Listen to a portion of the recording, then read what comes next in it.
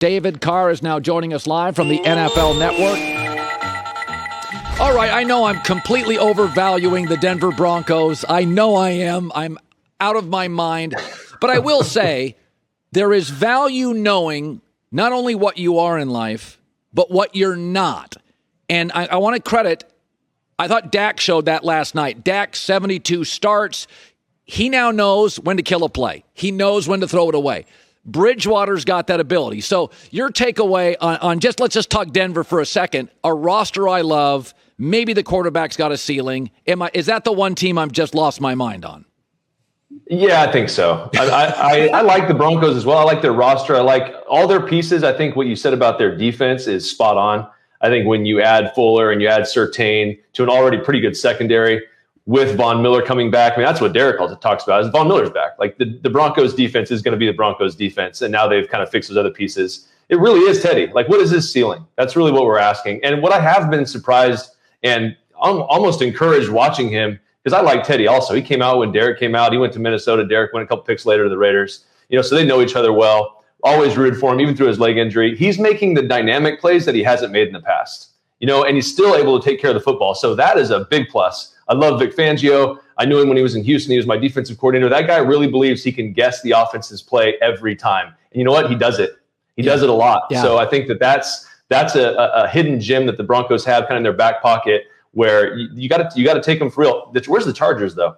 That's the only thing. Where are the Chargers? Okay, I have the Chargers. Where are the Chargers? I have the Chargers at 11 and Carolina at 12. I want to see Sam Darnold trail in a football game, and he will against Dallas.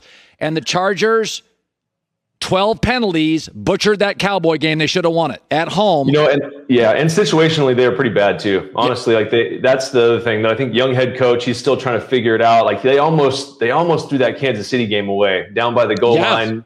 There were some questionable things that they did, but he'll learn. He'll get better at that. But Justin Herbert, man, at least he's others receiving votes. I feel good about that he's right on the edge. David Carr. Okay, let's talk about Derek.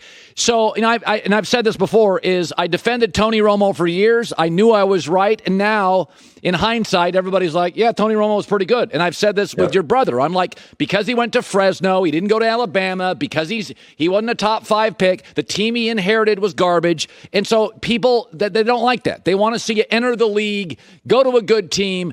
And Jared Goff enters, pretty soon, McVay. So Derek's had to overcome a lot in his career. And now he's really rolling. When did you know, with the Gruden thing, when did you feel like, because you were talking to your brother, that it's going to work and they're in unison and this thing is going to work? Because I was a doubter. I didn't know right away. I would be lying to you if I said that. I think it did take me a while because they butted heads for a while. Derek had ideas. He had gone through a lot of coordinators. John had been out of the league for a long time. Not that Derek thought this, but there was the feeling of, you have to show us that you're current, because the offense has changed, but John has definitely done that. I remember the very first conversation where I knew Derek was sold on John. He came to me, he's like, dude, we just broke down these combination routes and bunch routes, and he had an answer for everything. And the packages that he put together and the way that they run their offense, Derek grew up watching me play against Peyton Manning, and Gruden is a big Peyton Manning fan, and he loved his controlled line of scrimmage. And if I had to say that Derek does one thing as good as Peyton Manning, it's that. He understands what he's seeing, his understanding of the defensive structure and what they're trying to do and what your offense is capable of doing from a leverage standpoint and where to go with the ball. He's as good as anyone I've ever been around. I watched Peyton do it for 5 years playing against him. I've watched Derek do it his whole life. The dude has a crazy good processor, and he understands things. He never forgets things. Gruden says he has a photographic memory, whatever that means. I don't know if that's real or not. I even test for that. But that's the one thing that Derek and John Gruden are on the same page about. He knows what John wants to do, and he executes that on the field. And that's why John says he's so ecstatic about Derek. And he's been saying that he's the guy forever, and no one's been listening to him, because he's basically just John Gruden on the field. He takes what John wants to have happen in his brain, and he puts it on the field and makes it happen. So I was kind of sold at that point when I heard Derek just raving about the knowledge that John had. And that was several years ago. So you look at him now, I mean, defensively, that's really the big difference. They haven't even played great on offense. Yeah. I was watching all these young quarterbacks, and they're all unraveling and flailing because, of course, it's really, really hard. I mean, Dak and Jalen Hurts last night. Dak's playing a different sport. mean, Dak is patient. I mean, it's just different. You can't ask these kids at 22 to walk into this sport, and you may not even have the right coach or the right O-line like the Jets. Trevor Lawrence, what would be the best advice? Because I think he's the most gifted of all the young guys. The size, the whip, the movement. What would be if you could sit down and say, here's one or two things, Trevor, I went through it, here's my advice. I think the biggest thing when I watched him play against the Cardinals the other day, and I was pulling for him, and they had a lead in the third quarter, and they're starting to figure it out. And I love what Urban and those guys did offensively. They were running the football better. They were asking to throw it in controlled situations. And then they throw the flea flicker. And I get it. You want to try and make a big play. And Trevor tries to make a play to win the game. The play wasn't open. He was falling away and he forced it, pick six, game over, pretty much. So that's the one thing that I would say to Trevor. And Troy Aikman said it to me at a dinner, actually at the Super Bowl in Houston when it was being hosted. We were hosting it there. And I'm sitting down with him and he's like, hey, man, let me just tell you, your team's not ready yet. I don't know if anyone's told you that, but I think that's important. I think someone needs to tell Trevor that his team is not there yet. So what your job is to understand that and be real about it, and don't be the reason that you lose games early, and then be the reason that you win games late. And how do you do that? It's by being ready when your team is ready. So your team's not there yet. Eventually they will be. But if you regress and you start trying to force issues and make game-losing plays, you're not ever going to be able to be in the position where you're the guy, because as soon as your team is ready to be that team, they're going to get another quarterback. I don't think Trevor is going to be in that situation where he has to worry about that. He's a talented guy. I like watching him. I think the issue with him is he's never lost. He's in a situation. I remember being there. You're losing. What do? I have to make a play. I'm just going to force the issue. I have to do something because, when's the last time he lost 3 games in a row? That's literally never happened in his life. Probably not even in Madden. So it's like, I have to try to make this happen, and you end up hurting your team. So your team's not there yet. You have to understand that. Someone has to be real with him and tell him that. And it's a process. So I said, it took me 2 games. I was a little skeptical about Kyler Murray on his size. It took me a second start. I came in the next day on the air and said, yeah, that's going to work. I didn't buy all the Burrow hype. I thought he would be fine. After the second game, I came in the following Monday and went, that's going to work.